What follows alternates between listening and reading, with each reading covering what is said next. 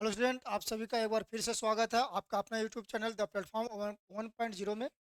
मैं जीएस गुरु JP sir, है ना। फिर से एक बार जो चल रहा था कंटिन्यू, है ना। इसका आधुनिक भारत में किसका चल रहा था? महात्मा युग, है ना। महात्मा युग के बारे में हम लोग देख चुके थे कि महात्मा भारत में कब आए। तो 9 जनवरी 1915 को आते हैं महात्मा गांधी।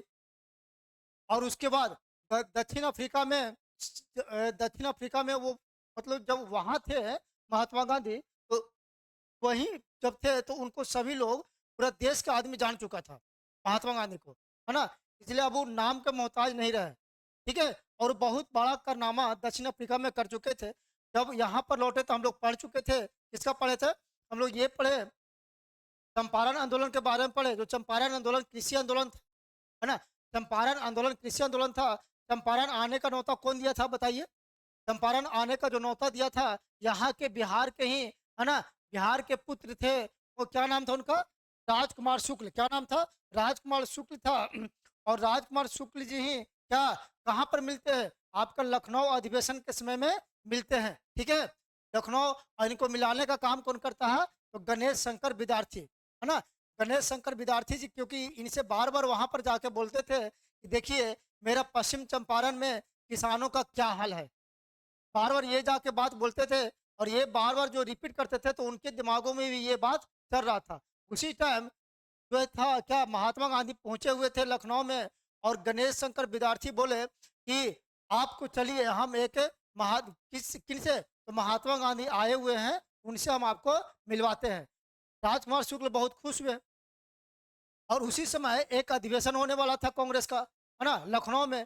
कब? 1916 में। 1916 में जब अधिवेशन होने वाला था लखनऊ में, तो उसी टाइम इनको भी वहां पर सम्मेलन में क्या, आने का न्योता मिला। राजकुमार शुक्ल जी को भी वहां पर गए, लेकिन इनका एक ही विचार था क्या, कि महात्मा गांधी को बिहार लाना, बिहार के धरती पर महात्मा गांधी का पैर रखना, है ना। इनका यही एक मकसद था। उन्होंने वहां पर गए, कहाँ, वहां गए, लखनऊ अधिवेशन में शामिल हुए।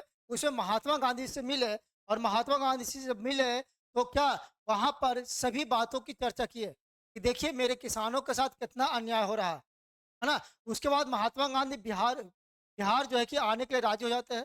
वो राजकुमार शुक्ल जी कहते हैं कि आप मेरे धरती पर चलिए और वहाँ की समस्या के बारे में थोड़ा सा देख लीजिए। महात्मा गांधी कहते हैं कि ठीक है हम चलेंगे, राजी हो जाते हैं इस बात पर। फिर एक बार फिर मुलाकात कलकत्ता में होती है, और वहीं से फिर दोनों को आना शुरू करते हैं। वहां से जब आना शुरू करते हैं तो आपको बताए थे कि सबसे पहले कहाँ आए थे, तो बांका में आए थे। और बांका में आने के बाद मुजफ्फरपुर होते हुए कहाँ गए? मुजफ्फरपुर होते हुए आपको कहाँ पहुंच गए? तो कहाँ पहुंचे? कहाँ? पश्चिमी चंपारण जिसको कहते बेतिया, वहां पर पहुंच गए। वहां पर पहुंचने के बाद अंग्रेज जो ब्रिटिश सरकार थी, वहां पर इसको रोकने का प्रयास किया। बोला कि आप यहाँ से लौट जाइए, लेकिन महात्मा गांधी कहे कि हम जिस काम के लिए आए हैं बिना वो काम किए हुए नहीं लौटेंगे, है ना। उन्होंने फिर लास्ट में अंग्रेजों को झुकना पड़ा और कहा कि ठीक है, आपको जहां मन है, जिस गांव में मन है वहां जाइए, है ना। जिस गांव में मन है वहां जाइए। उन्होंने गांव गांव में घूमा, किसानों का हाल जाने। वहां पर एक, किसका विरोध हो रहा था? तीन कठिया प्रथा का, है ना। किसका विरोध हो रहा था? तो तीन कठिया, तीन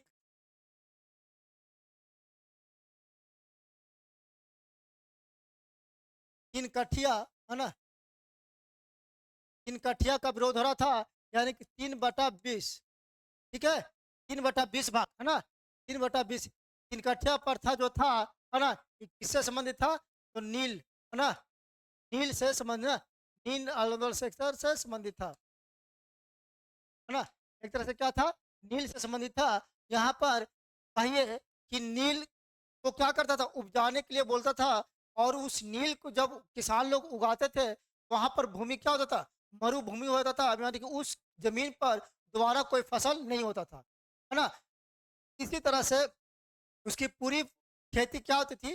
पूरा खेत जो है कि उसकी बंजर होती जा रही है ना, होते जा रहा था, होते जा रहा था, उसका पूरी खेती बंजर होते जा रहा था।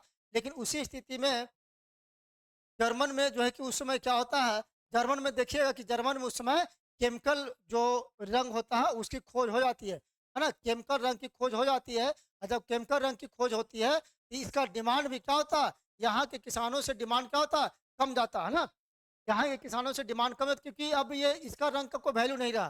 तो जो अनुबंध किया गया था किसान ये बगान मालिकों से, अंग्रेज बगान मालिक के साथ जो अनुबंध किया गया था यहाँ के किसानों से, वो भी उसका देना उतना देने के लिए वो नहीं चाह रहा था, है ना? और उतना ही नहीं, मनमानी दामों पर वो खरीदना चाह रहा था। और उसके बाद जो है कि क्या-क्या था, लगान को बढ़ा भी दिया गया था, टैक्स को बढ़ा दिया था। बताइए, उसके पास तो कुछ था भी नहीं, है ना?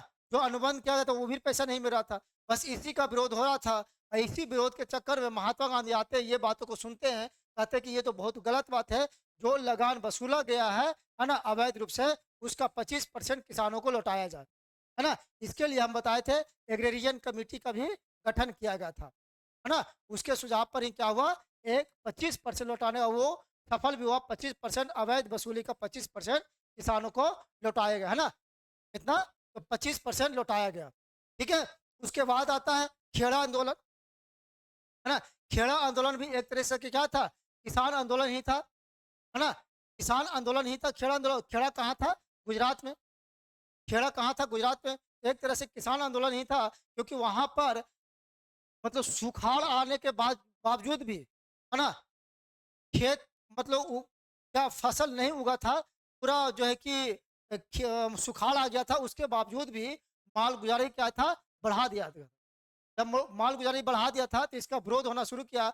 वो लोग कहते थे कि कम से कम माल गुजारी, किसान कहते थे कि कम से कम माल गुजारी नहीं बढ़ाइए, है ना? लेकिन वो अंग्रेज एकदम नहीं सुना और उस कहा कि अब जो मालगाड़ी निश्चित है कि बढ़ेगा ही, है ना?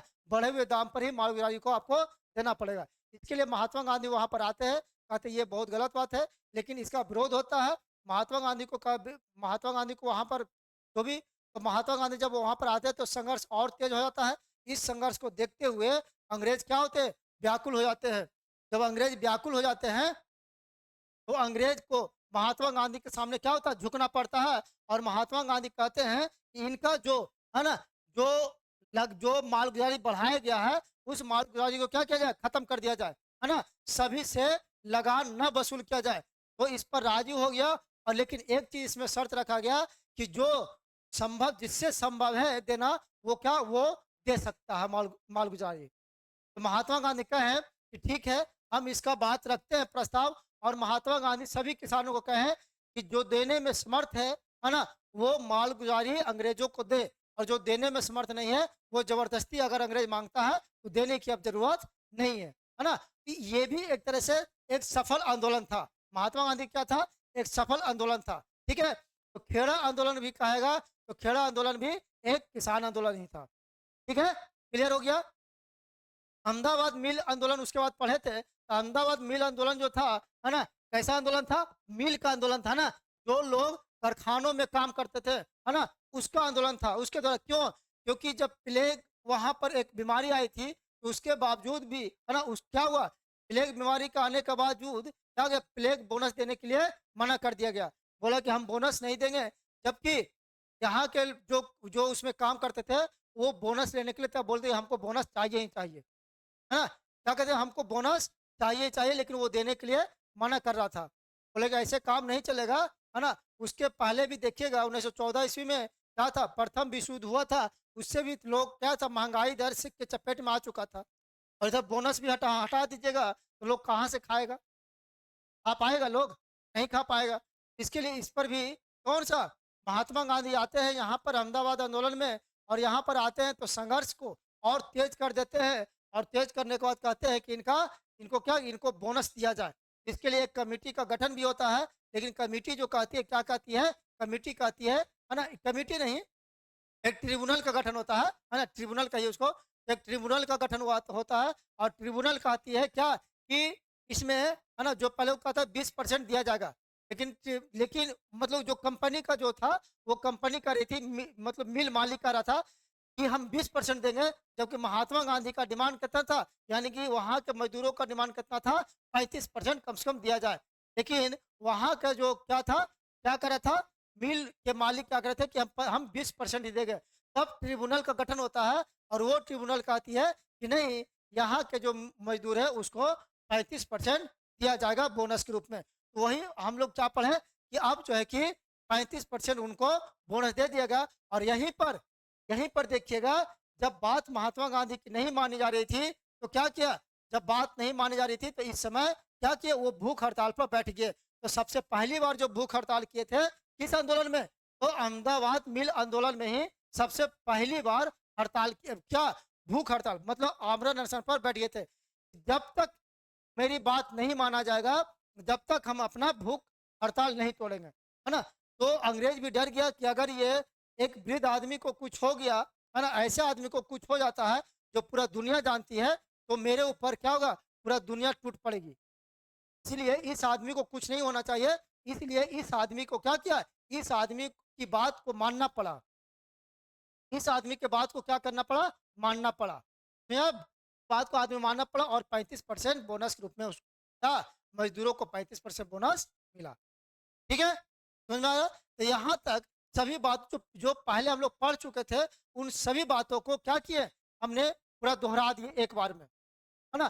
देखिए, पढ़ने से ही फायदा होता है, बार बार पढ़ने से ही फायदा होता है कि आपको एक कहानी के रूप में याद हो जाएगा। और खास करके कहानी सुनने से, जिस तरह से हम कहानी सुनाते हैं, तो आप कहानी को सुनते रहिए, उसी में आपका, है ना, जो एग्जाम में पूछे जाएंगे प्रश्न, यहीं से इसी कहानी से आपका प्रश्न में प्रश्न देखने को मिलेगा। तो कहानी को सुनिए, बिल्कुल रटने वाला काम नहीं कीजिए कि रटते जा रहे, आज रटे कल भूल गया, आज रटे कल भूले, है ना, भूलते जाइएगा। मालूम चला कि क्या होगा, मालूम चला कि आपको एग्जाम तक कुछ भी तैयारी नहीं हो पाया। ठीक है, तो इसी तरह से आप पढ़ते रहिए, इसी तरह से आप क्या पढ़ते रहिए हमेशा, जिस तरह से हम पढ़ा रहे हैं। और हम उम्मीद करते हैं कि जिस तरह से आपके सामने मैं बोल रहा हूँ, उसी तरह आप किसी, है ना, अपने साथी संगति के सामने बोलना शुरू कर दीजिए। देखिए आपका कॉन्फिडेंस कितना बढ़ जाएगा। ठीक है ना, तो कॉन्फिडेंस अगर बढ़ाना है तो पूरा एकदम तो है ना, इसी तरह से पढ़िए। तो अब जो हम लोग बात करेंगे, कौन सा, एक आंदोलन होता है। अच्छा, इसके बाद जो हम लोग पढ़े थे, रॉलेट एक्ट के बारे में भी पढ़े थे हम लोग, जिसको क्या कहते थे, बिना अपील बिना दलील का, है ना, और बिना वकील का, है ना, कानून कहते थे, यानी कि काला कानून कहते थे, है ना। और ये खास करके क्यों हुआ था, ये इसके विरोध में आप देखिएगा, है ना, डॉक्टर सतपाल थे और सैफुद्दीन किचलू को पंजाब में जो स्थानीय नेता था पकड़ लेता है अंग्रेज, है ना। इसके इसके विरोध में ही पकड़ना, इसके विरोध में ही एक क्या होता है, जलिया मतलब कि वहां पर एक बैठक होती है, कहाँ पे, अमृतसर में एक बैठक रखा जाता है ना। और ये पूरा विरोध हो रहा था, अंग्रेज के खिलाफ पूरा विरोध हो रहा था। इसके लिए वहां पर मार्शल लॉ भी क्या क्या था, लागू कर दिया गया था। इसके बावजूद भी एक बैठक का आयोजन किया गया, लेकिन इस बैठक का आयोजन को क्या किया गया, इस बैठक के आयोजन में कहा, कौन था, जनरल डायर ने क्या किया, गोली चलवा दिया था, है ना। जनरल डायर अब पकड़वाया था कौन, सतपाल, डॉक्टर सतपाल को, और सफीदुद्दीन किचलू को पकड़वाने का काम कौन क्या था, कौन क्या था, तो आपका क्या नाम था, माइकल ओडायर, याद रखिएगा। पकड़वाने का काम कौन क्या था, माइकल ओडायर। और जबकि, है ना, जनरल डायर गोली चलाने का काम किया था। यहीं से पूछ देगा क्वेश्चन। तो जलियांवाला बाग हत्याकांड जो था, एक क्या था, एक ग्राउंड में जो है कि एक चारों तरफ से पूरा बाउंड्री मारा हुआ था, उसमें मात्र एक ही रास्ता निकलने का था, उसी में बैठक हो रहा था।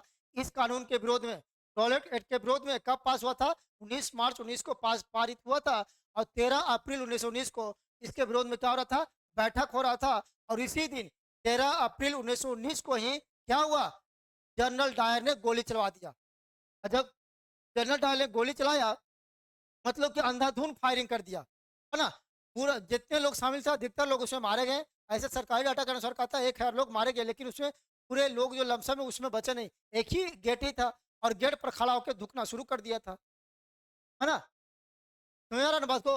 उसके बाद जो है कि उस समय उद्धम सिंह थे, जो उद्धम सिंह थे, उन्होंने कहा कि हम इसका बदला लेकर रहेंगे। और बदला लेने के लिए वो कहाँ चले गए थे, लंदन चले गए थे, है ना। क्या हुआ था, लंदन चले गए थे बदला लेने के लिए। लेकिन जब लंदन जाते हैं तो एक हॉल में, है ना, क्या होती है, बैठक होती है, एक मतलब की चर्चा, एक मतलब भाषण होने वाला था। उसी भाषण में वो जाते हैं, कौन, उद्धम सिंह। और कब, 13 मार्च 1940 को क्या करते हैं, गोली चला देते हैं उस पर, है ना। उनको पता था यही डायर है, वो डायर पर गोली चला देता, धधुन गोली चलाते हैं, वहीं पर उसकी मौत हो जाती है। लेकिन ऐसा कहा जाता है कि जिस सोच के गए थे, जिस पर गोली चलाने के लिए गए थे, उस पर गोली नहीं चला, है ना। वो जो मरने वाला था वो माइकल ओ डायर था। क्या नाम था? माइकल ओ डायर था। जबकि यहाँ जो गोली चलवाया था कौन था? जनरल ओ डायर था। अब पता है कि जनरल ओ डायर की मृत्यु पहले ही हो चुकी थी, है ना। दिमागी रूप से ठीक नहीं था, उसके हार्ट अटैक हो गई थी, है ना। ब्रेन हेमरेज एक तरह से कहिए। ब्रेन हेमरेज होने के कारण उसका 1927 में ही क्या हुआ था? उसका मृत्यु हो गया था, है ना। और जब जनरल डायर वहां पर गया था, कहाँ पे? लंदन में, तो उसको कौन सा उपाधि? स्वार्ड ऑफ ऑनर, है ना, जो उपाधि दिया गया था और कहा गया था। और इसके लिए एक हंटर कमीशन का भी गठन किया गया था, जिसमें 8 सदस्य थे, है ना। इस सदस्य में इसमें आठ आठ लोग शामिल थे, जिसमें 5 अंग्रेज थे और कितने? और 3 भारतीय थे। क्या थे? 3 भारतीय थे। ठीक है, ठीक है। और इसके लिए एक और समिति का गठन किया गया था, जिसका नाम था तहकीकात समिति का भी गठन किया गया था। किसका? मदन मोहन, है ना, मदन मोहन और मालवीय की अध्यक्षता में तहकीकात समिति का गठन किया गया था। इसने कहा कि जो हंटर कमीशन, जो हंटर आयोग जो जो रिपोर्ट दिया है वो बिल्कुल गलत है, ये सिर्फ लेता पोती वाला, है ना, क्या क्या काम किया है। ठीक है। उसके बाद जो भी हो, वहां पर मृत्यु रहती है, तो कभी कभी यहाँ पर डेट पूछ देगा कि उधम सिंह ने कब गोली चलाया था, तो कब? कब? तो 13 मार्च 1940 को। ठीक है, 13 मार्च 1940 को गोली चलाया था। और इसके बाद ही जो है कि ये सब कुछ हो ही रहा था। और इसी समय समझिए कि विश्व युद्ध भी चल रहा था ना। 1914 से 1918 तक विश्व युद्ध चल रहा था। और विश्व युद्ध के समय, है ना, मुसलमानों का सहानुभूति लेने के लिए उसके साथ कई सारे चीजों को, है ना, रखा गया था कि हम आपकी सारी बातों को मानेंगे, है ना। लेकिन यहाँ पर मुसलमानों की बात नहीं मानी जाती है। और जिसका परिणाम होता है कौन सा? खिलाफत आंदोलन एक परिणाम के रूप में आता है। फिर से एक आता है अंग्रेजों के विरुद्ध, कौन सा? तो खिलाफत आंदोलन। तो हम लोग अब पढ़ेंगे, क्या पढ़ेंगे? खिलाफत आंदोलन पढ़ेंगे, है ना। क्या पढ़ेंगे? खिलाफत आंदोलन। ठीक है।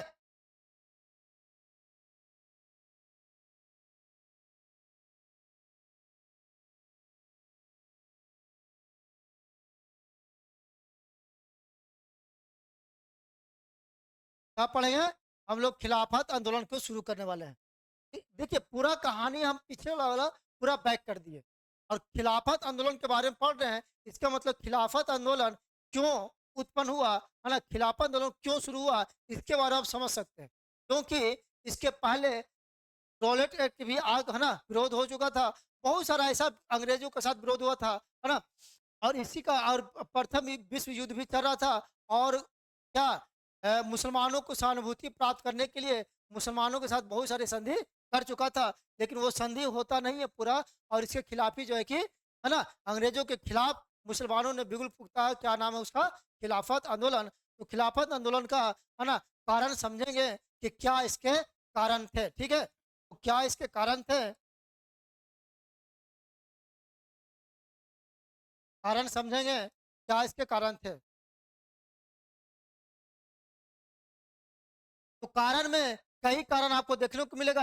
एक अंतर्राष्ट्रीय कारक है। कौन सा? अंतर्राष्ट्रीय कारक है।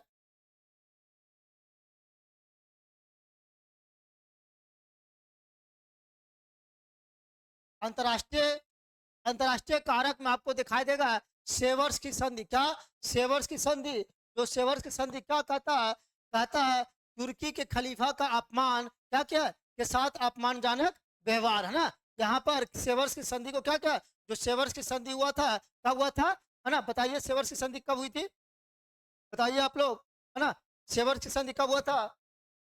कम से 1918 में ही हुआ था। ठीक है, उसी समय तो सेवर्स की संधि हुआ था। इसके साथ कहा गया था कि हम जो मतलब तुर्की के जो खलीफा है उसका हम अपमान नहीं करेंगे, है ना। लेकिन ये संधि टूट जाता है क्योंकि उनका अपमान करना युद्ध के प्रथम विश्व युद्ध के समाप्त के बाद ही क्या करता है? अपमान करना शुरू कर देता है, यानी कि सेवर्स की संधि।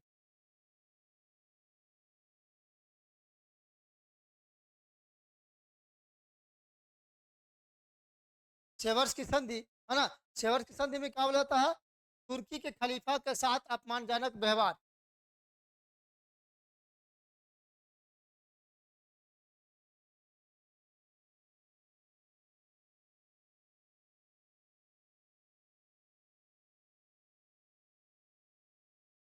सम्मानजनक व्यवहार। ठीक है? यहीं पर देखिएगा एक और जो कारण है, देखिए एकदम प्यार से समझिएगा, है ना? कहानी को एकदम प्यार से दूसरा जो कारण है, घरेलू परिस्थितियाँ था। घरेलू परिस्थितियाँ क्या था कि देखिए, जो खलीफा था, है ना? वो खलीफा क्या था? खलीफा जो मुसलमानों का एक धार्मिक नेता था, ये विश्व में, है ना? इसके लोग जितने भी मुस्लिम समाज के लोग थे, इसको एक नेता समझते थे, धार्मिक नेता समझते थे, है ना? इसको, खलीफा को। तो जब जब पूरे विश्व समझ रहा है, इसका मतलब कि जो भारतीय मुसलमान हैं, उनकी भी क्या है? भावनाएँ इनके साथ जुड़ी हुई थी, है ना? इसलिए यहाँ पर घरेलू परिस्थिति ये भी बनता है, ठीक है? यह अंतर्राष्ट्रीय कारक था और घरेलू परिस्थिति को भी देखिएगा, घरेलू परिस्थिति क्या था?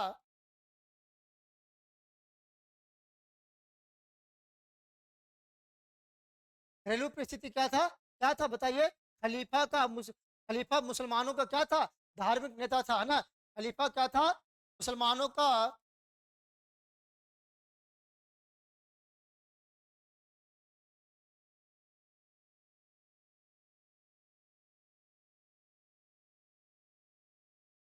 मुसलमानों का धार्मिक नेता था।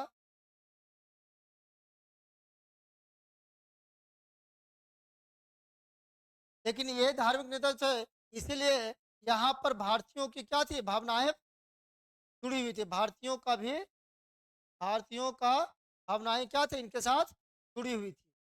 अगर इनका अपमान होता है तो भारत के जो धार्मिक नेता थे या भारत के मुसलमान थे, उन्होंने कहा कि मेरा भी अपमान किया जा रहा है ना? मेरा भी अपमान किया जा रहा है। और जो एक और जो कारण था, वो कांग्रेस मुस्लिम लीग समझौता था, है ना? इस समय कांग्रेस मुस्लिम लीग समझौता हो जाता है।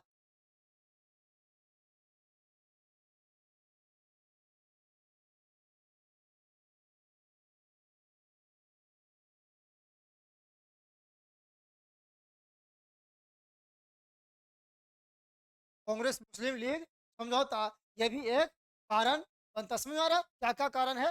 ठीक है, क्या क्या कारण है? ठीक है, अब इसके आगे हम लोग आगे बढ़ते हैं। यहाँ पर देखिए, थोड़ा सा कहानी को बढ़िया से समझिएगा, ठीक है ना?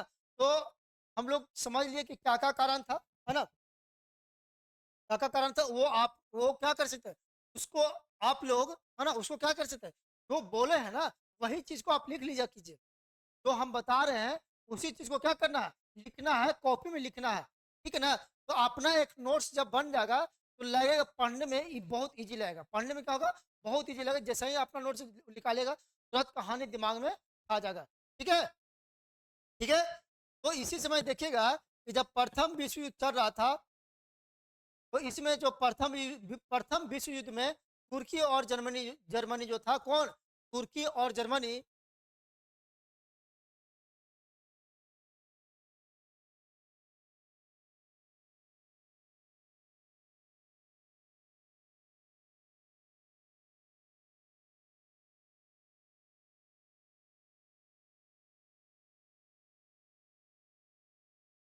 तुर्की और जर्मनी किसके विरुद्ध थे? मित्र राष्ट्रों के विरुद्ध थे। क्या थे? मित्र मित्र राष्ट्रों के विरोध में थे ये खड़ा। लेकिन अब पता है, प्रथम विश्व युद्ध में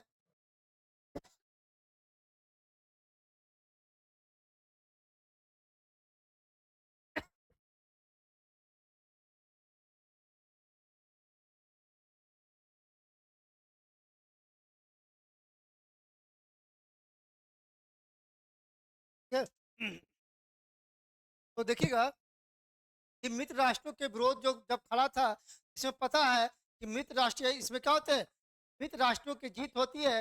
और जब मित्र राष्ट्रों की जीत होती है, जहाँ पर तुर्की के साथ बहुत, है ना, तुर्की के साथ ढेर सारे संधि कर लिया था ना। तुर्की जो था, उस मतलब एक तरह से जर्मनी और तुर्की क्या था, आत्मसमर्पण कर देता है ना? आत्मसमर्पण क्या करता है? और अब मित्र राष्ट्रों ने तुर्की के साथ क्या करता है, सेवर्स की संधि क्या करते हैं, 1920 ईस्वी में कर दिया ना, सेवर्स की संधि ना।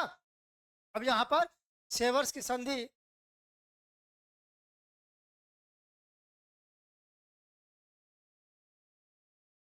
सेवर्स की संधि कब करता है, 1920 ईस्वी में। तुर्की के साथ, किसके साथ, है ना,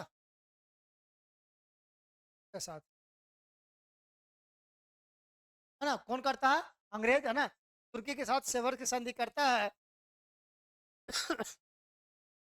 और ब्रिटिश सरकार जो है, ब्रिटिश सरकार ने क्या किया, खलीफा पर अपमानजनक शर्तों को थोप दिया। तो उसके खलीफा थे, खलीफा पर क्या हुआ, अपमानजनक शर्त पूरा थोप दिया गया कि जो अब हम कहेंगे वही सुनना पड़ेगा।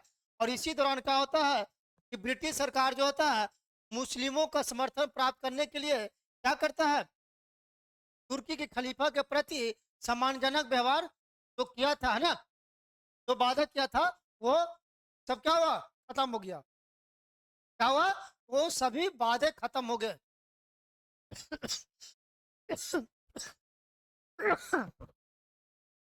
तो सभी जितने थे, जितने सारे चीजें वादा किए गए थे खलीफा के साथ, इसी संधि के साथ क्या होता है, समाप्त समाप्त हो जाता है।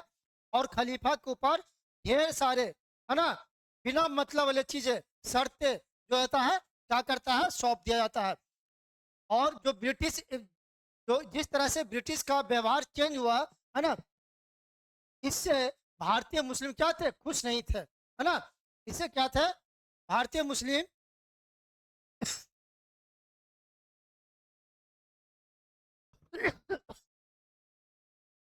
इसे क्या थे,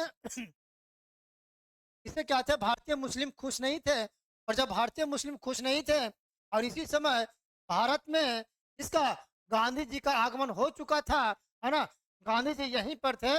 और इसी का फायदा उठाकर क्या किए, मुस्लिमों को वो अपना साथ ले लिए, कौन, महात्मा गांधी।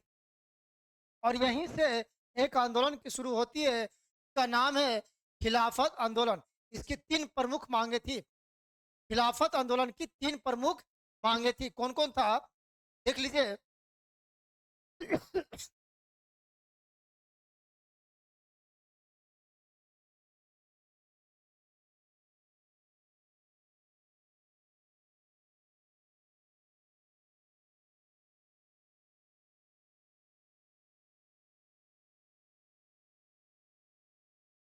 क्या था, तीन मांगे,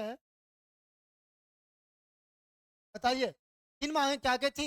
एक तो ये था कि जो मुसलमानों के पवित्र स्थानों पर तुर्की सुल्तान, है ना, जो तुर्की सुल्तान जो नियंत्रण कर रहा है, उसे क्या कर, मतलब खलीफा का नियंत्रण है। कहने का मतलब ये हुआ कि जो खलीफा का पहले जिस तरह से नियंत्रण मतलब कि रखा जाता था खलीफा के द्वारा, उसी तरह से उनका जो है कि नियंत्रण क्या रहे, बरकरार रखना चाहिए। नियंत्रण क्या होना चाहिए, बरकरार होना चाहिए, है ना, यानी कि मुसलमानों के पवित्र स्थानों पर, मुसलमानों के पवित्र स्थानों पर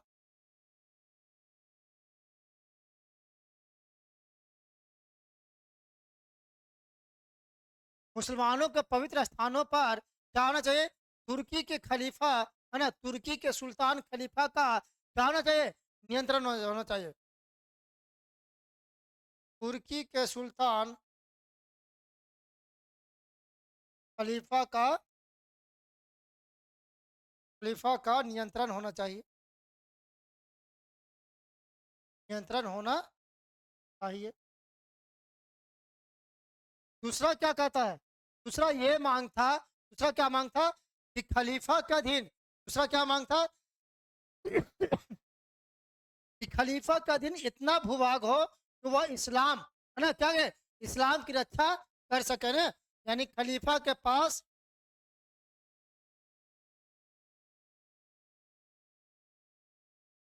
इतना भूभाग हो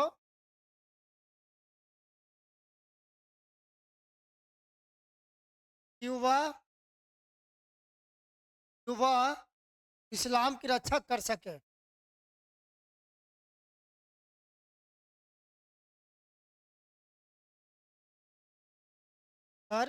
ठीक है, एक ये बात था। उसके बाद एक और डिमांड था, बताइए क्या था, एक और डिमांड क्या था, जजीरतुल अरब, जजीरतुल अरब, है ना, क्या नाम था? जजीरतुल अरब।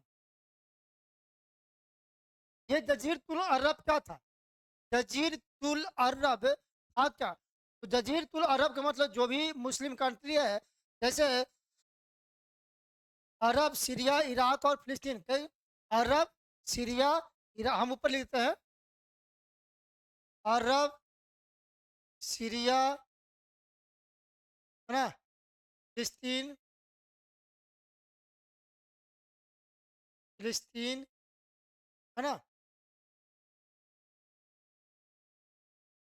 फिलिस्तीन, ईरान, है ना, ये सभी, है ना, मतलब इसी को, ये जितने मुस्लिम कंट्री थे, है ना, इस पर मुसलमानों का प्रभुत्व क्या हो, इस पर मुसलमानों का प्रभुत्व बना रहे, है ना, इस पर जो मुसलमान का प्रभुत्व था पहले से, इस पर मुसलमानों का प्रभुत्व इसी तरह से बना रहा है जिस तरह से होना चाहिए।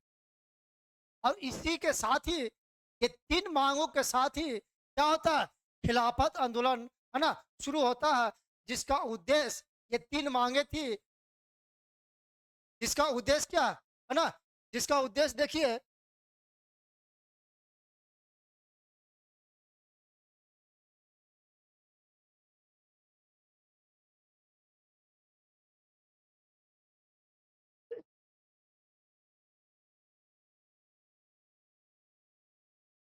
उद्देश्य क्या था, उद्देश्य क्या क्या था बताइए? उद्देश्य था, पहला उद्देश्य था कि खिलाफों का, जो जो खलीफा है, तो खलीफा का सम्मान और सर्वोच्चता और शक्ति क्या है, कि पुनर्स्थापना क्या है खलीफा की, है ना, खलीफा का, खलीफा का सम्मान,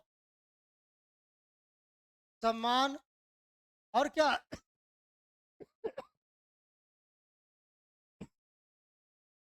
सम्मान, सर्वोच्चता, और इसके साथ एक और है ना, जिस तरह से इसका शक्ति प्राप्त था, वो शक्ति क्या रहे, काम रहे ना, शक्ति क्या रहे, उस तरह से शक्ति बना रहे, है ना, जिस तरह से पहले था उसी तरह से बना होना चाहिए, है ना। और जो तीसरा था, जो एक और था, वो क्या था, कि खलीफा के पक्ष में जनमत, मतलब जनमत तैयार कर तुर्की का विभाजन को रोकना, है ना, यानी कि क्या था, ये नहीं कि जनमत तैयार करके अब तुर्की का विभाजन कर दे, तुर्की का विभाजन को क्या करना था, रोकना, है ना, तुर्की के विभाजन को रोकना था,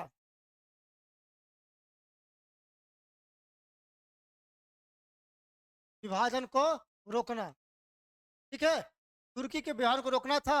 और एक और क्या था, उद्देश्य और क्या था, एक बताइए, एक और उद्देश्य इसमें जुड़ा हुआ था, कि हिंदू मुस्लिम एकता क्या रहे, बना रहे, जिस तरह से हिंदू मुस्लिम एकता है, वो क्या रहे, बना रहे ना, हिंदू मुस्लिम एकता क्या रहे, बना रहे,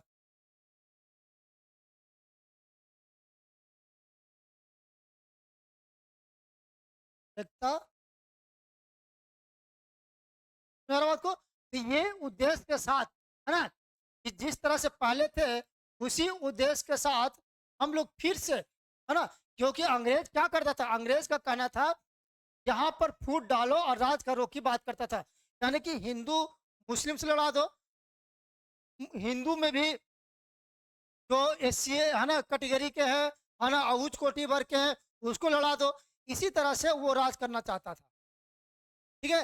लेकिन यहाँ पर उद्देश्य यही रखा गया कि जिस तरह से पहले खलीफा का सम्मान किया जाता था, उसी तरह से आज भी उनका सम्मान किया जाए, और जनमत करके तुर्की का विभाजन नहीं करना है, ठीक है, और हिंदू मुस्लिम का एकता क्या क्या बरकरार रहना चाहिए, ठीक है। इसीलिए एक अखिल भारतीय खिलाफत कमेटी का गठन किया था, इसी उद्देश्य के साथ एक अखिल भारतीय खिलाफत कमेटी का, है ना, अखिल भारतीय खिलाफत कमेटी का गठन किया था,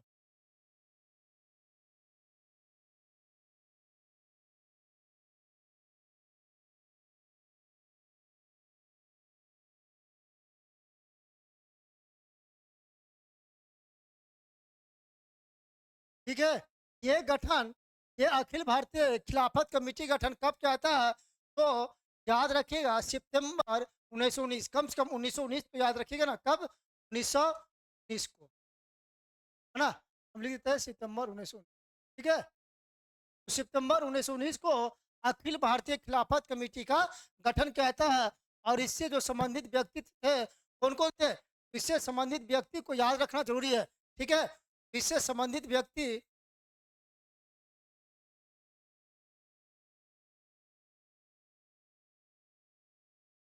इससे संबंधित व्यक्ति याद रखिएगा, एक थे अली बंधु, कौन थे?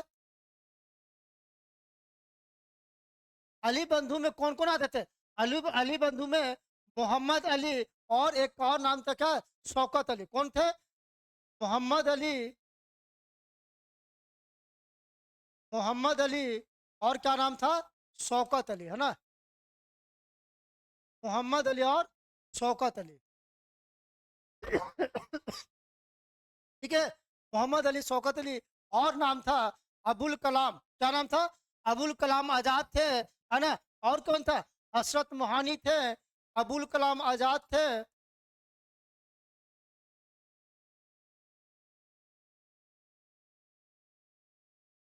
और कौन थे?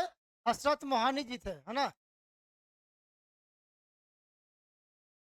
हज़रत मोहानी थे, ठीक है? अबुल कलाम आज़ाद थे, हज़रत मोहानी थे और कोई थे? एक और नाम था जिनका आप लोग याद रखिएगा, नाम था उनका अब्दुल बारी, क्या नाम था? अब्दुल बारी और एक और नाम था हकीम अजमल खां, है ना? हकीम अजमल खां, क्या नाम था? हकीम अजमल खां,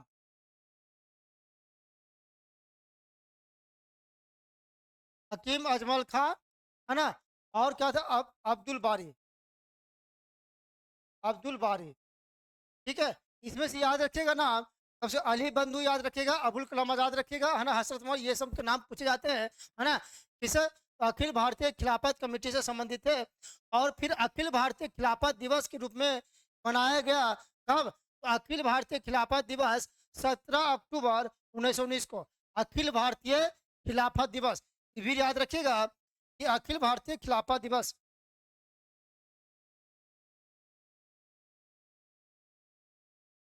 अखिल भारतीय खिलाफत दिवस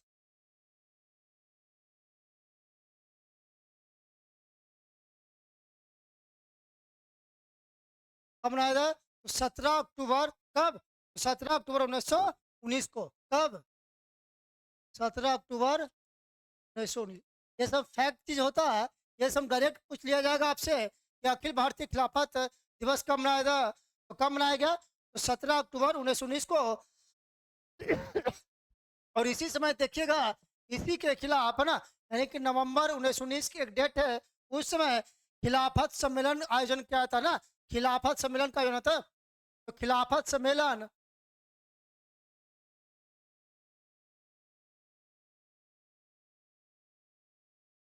खिलाफत सम्मेलन कब कब होता है? कब होता है बताइए? तो खिलाफत सम्मेलन जो होता है नवंबर 1919 में, कहाँ होता है? दिल्ली में, है ना? कहाँ होता है? नवंबर 1919 में। ये कहाँ होता है? कहाँ होता है? दिल्ली में होता है। और इसके अध्यक्ष किसके बनाए गए? इसके अध्यक्ष कौन थे? इसके अध्यक्ष को किनको बनाया गया? महात्मा गांधी को। किसको बनाया गया? तो महात्मा गांधी को। तो याद रखिएगा, डायरेक्ट आपसे क्वेश्चन पूछ लिया जाएगा कि कहीं से दो प्रश्न आपको दिखाई दे होंगे। खिलाफत सम्मेलन कहाँ हुआ था? दिल्ली में। इसके अध्यक्ष कौन थे? तो कौन थे? महात्मा गांधी, है ना? महात्मा गांधी इसके अध्यक्ष थे।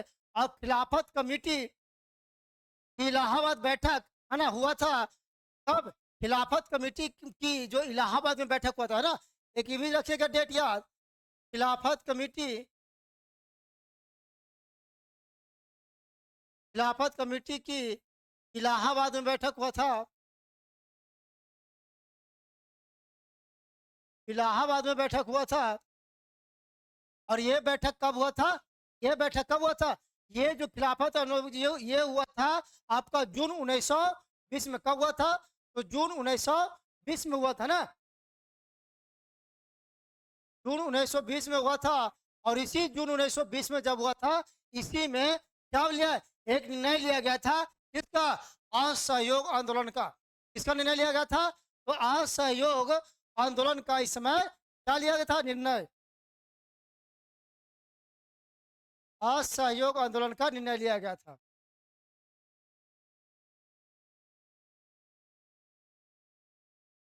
यानी कि अब जो खिलाफत आंदोलन चल रहा था उसके साथ ही क्या हुआ? उसके साथ ही असहयोग आंदोलन चलाने की बात किया गया है ना। यानी कि अब दोनों जो है कि साथ साथ चलेगा तो असहयोग आंदोलन आरंभ करने की प्रस्ताव स्वीकार कर लिया गया है ना। यहाँ पर लिख यहाँ पर पूरा लिख दिए, असहयोग आंदोलन चलाने का प्रस्ताव पास। प्रस्ताव पास है ना। असहयोग आंदोलन चलाने का प्रस्ताव क्या गया? पास कर दिया गया। अब यहीं से और कुछ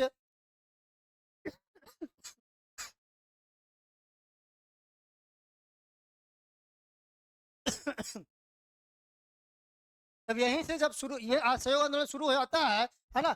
यहाँ तक देखिएगा कि गांधी जो है कि ब्रिटिश सरकार से बहुत सारे मांग करने लगते हैं, है ना। ये सरकार के खिलाफ है ना क्या करते हैं? कहते हैं कि जो खलीफा के साथ अन्याय हो रहा है वो अन्याय नहीं किया जाए, है ना। अगर अन्याय किया जाता है तो हम सरकार का क्या करेंगे? सरकार के साथ असहयोग करेंगे और स्वदेशी चीजों को अपनाने की क्या क्या रणनीति को प्रस्तुत किया, है ना। कहा गया कि हम इस समय सरकार को क्या करेंगे? असहयोग करेंगे। अगर खलीफा के साथ दुर्व्यवहार किया गया तब, है ना। लेकिन दुर्व्यवहार तो हो ही रहा था, अपमान जाने को लोग है ना अपमान कर चुका था। लेकिन कहा गया कि आप ऐसे नहीं मानेगा, हम अपने जो स्वदेशी चीजें हैं उसको क्या करेंगे? उसको बढ़ावा करेंगे, है ना। तो स्वदेशी चीजों को यहाँ पर कहा गया क्या करेंगे? हम स्वदेशी वस्तुओं को क्या करेंगे? है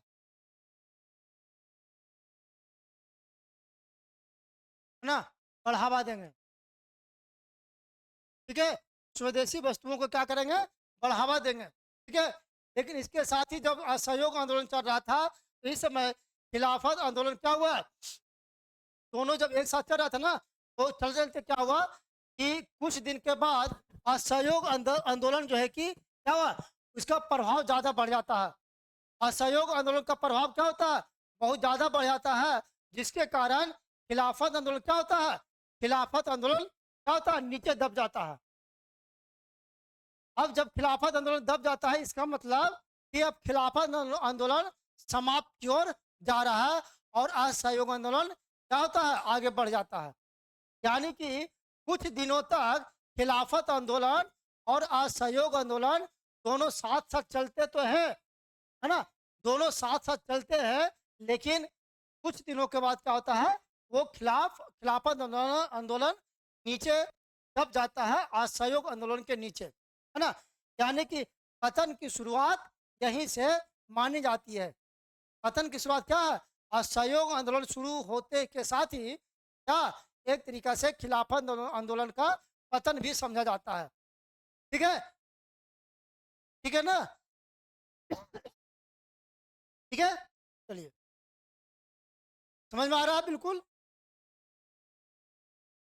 ठीक। तो अब जो है कि ये युद्ध जो है कि क्या होता है?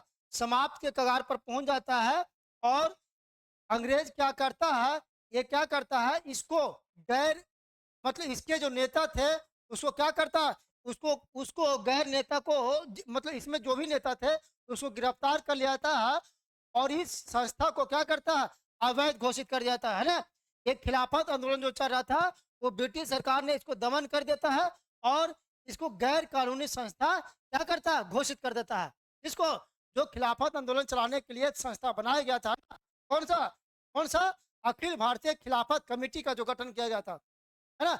इनके सभी नेताओं को गिरफ्तार कर लिया जाता है और गिरफ्तार करने के साथ ही क्या होता है ना, इन्हें इस संस्था को गैर कानूनी घोषित कर दिया जाता है और इसके साथ ही क्या होता है? क्या इसके साथ ही क्या होता है? खिलाफत आंदोलन समाप्त हो जाता है। और इसी समय देखिएगा कि तुर्की के मुस्तफा कमाल पाशा, एक नाम है, क्या नाम है? तुर्की के तुर्की के मुस्तफा कमाल पाशा, मुस्तफा कमाल पाशा, है ना? तो तुर्की के जो मुस्तफा कमाल पाशा होते हैं, है ना? वो 1924 ईस्वी में क्या करते हैं?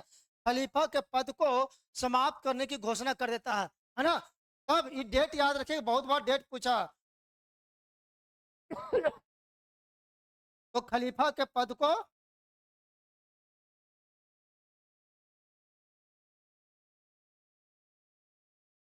समाप्त करने की घोषणा, समाप्त करने की घोषणा कर दिया जाता ना, कर देते हैं कि अब जो है कि खलीफा के, है ना, जो एक खलीफा का जो पद है, हम उसी को समाप्त कर देते हैं, ताकि खलीफा के पद पर ना कोई बैठेगा और ना इस तरह से विवाद उत्पन्न होगा, है ना? क्योंकि अब सब लोग समझ गया था कि अब कुछ होने वाला नहीं है, ठीक है? तो जब खलीफा के पद को समाप्त करने की घोषणा कर देता है, तो इसी के साथ ही क्या होता है? भारत में भी क्या, भारत में भी खिलाफत आंदोलन क्या होता है? समाप्त हो जाता है ना? इस तरह से खिलाफत आंदोलन की समाप्ति होती है ना? इस तरह से खिलाफत आंदोलन क्या होती है? समाप्ति होती है। हम पूरा कारण बता दिए, है ना? इसमें जो इम्पोर्टेंट चीज़ें थी, सभी बातों को लिख दिए, ठीक है? देखिएगा, सभी बातों को हम क्या किए? लिख दिए, है ना? यहाँ से देखिए, सभी बातों को हम लिखे हैं, है ना? कारण क्या था? मांग क्या था? है ना? सेवर्स की संधि क्यों किया गया 1920 में? है ना? सभी बातों को लिखे हैं, ठीक है? उद्देश्य क्या था? ठीक है? यहाँ पर कौन-कौन से व्यक्ति थे? देख रहे होंगे, है ना? कौन-कौन व्यक्ति थे? इन्हीं सभी को गिरफ्तार कर लिया जाता है और लास्ट में इनको क्या था? यहाँ पर खिलाफत कमेटी की गठन, ये आपका एक इम्पोर्टेंट प्रश्न बन जाता है। इसको थोड़ा-सा ध्यान में रखिएगा, है ना? कौन-सा? ये खिलाफत सम्मेलन, है ना? कहाँ हुआ था?